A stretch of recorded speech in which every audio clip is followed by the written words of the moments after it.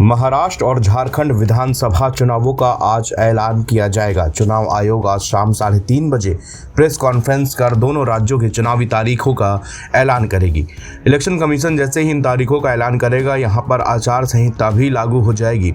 इसके साथ ही यूपी की 11 सीटों पर भी उपचुनाव होने वाले हैं। संभव है कि आज चुनाव आयोग उपचुनावों की तारीखों का भी ऐलान करेगा।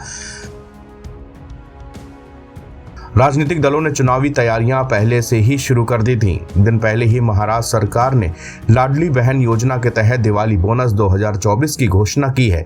इस योजना के तहत चयनित महिलाओं को 3,000 रुपए की चौथी और पांचवी किस्त का भुगतान उनके बैंक खातों में किया जाएगा।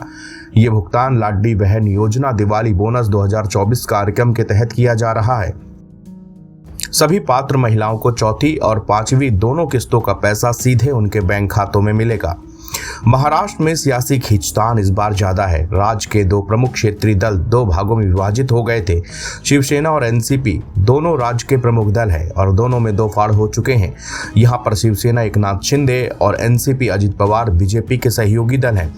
कांग्रेस, शिवसेना, यूबीटी और एनसीपी शरद पवार का गठबंधन है। महाराष्ट्र के लोकसभा चुनावों में महायुति गठबंधन को बेहद नुकसान उठाना पड़ा था, जबकि महाविकास अघाड़ी को फायदा हुआ था। बीजेपी काफी दिनों से महाराष्ट्र पर फोकस कर रही थी। वहीं कांग्रेस को भी इस राज्य से बहुत उम्मीदें हैं। आज तारीखों के ऐलान के बाद संभव है कि राजनीतिक सरगर्मी और भी ज्यादा तेज हो जाएगी। पिछले दिनों महाराष्ट्र में पीएम मोदी की रैली भी हुई थी और यहीं से पीएम मोदी ने किसान सम्मान निधि की 18वीं किस्त किसानों के खाते में ट्रांसफर की थी।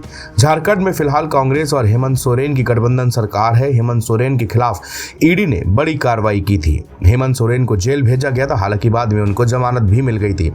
हेमंत सोरेन के सामने इस बार दोहरी चुनौती है, क्योंकि उनके सबसे खास चंपई सोरेन पार्टी छोड़ चुके हैं और वो बीजेपी का दामन थाम चुके हैं।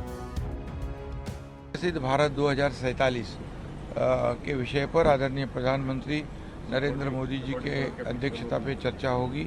महाराष्ट्र के विकास के बारे में भी चर्चा होगी। केंद्र सरकार के सहयोग के बारे में चर्चा होगी और 2047 में विकसित भारत बनाने के लिए, देश को आर्थिक महासत्ता बनाने के लिए जो सपना आदरणीय मोदी जी ने लिया है, उसको पूरक हमारा महाराष्ट्र राज्य काम कर रहा है। निश्चित रूप से उनके $5 ट्रिलियन के लिए सपने के लिए $1 ट्रिलियन जो महाराष्ट्र का गोल है, वो भी अचीव करने के लिए हमारी सरकार काम करे। बड़े पैमाने पे इंफ्रा प्रोजेक्ट महाराष्ट्र में, विकास और कल्याण, ये दोनों कल्याणकारी योजनाएं भी महाराष्ट्र में अभी घोषित की है।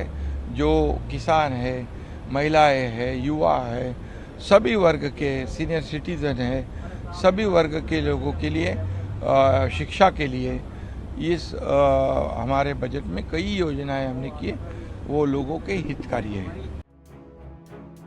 एनबीटी ऑनलाइन की रिपोर्ट।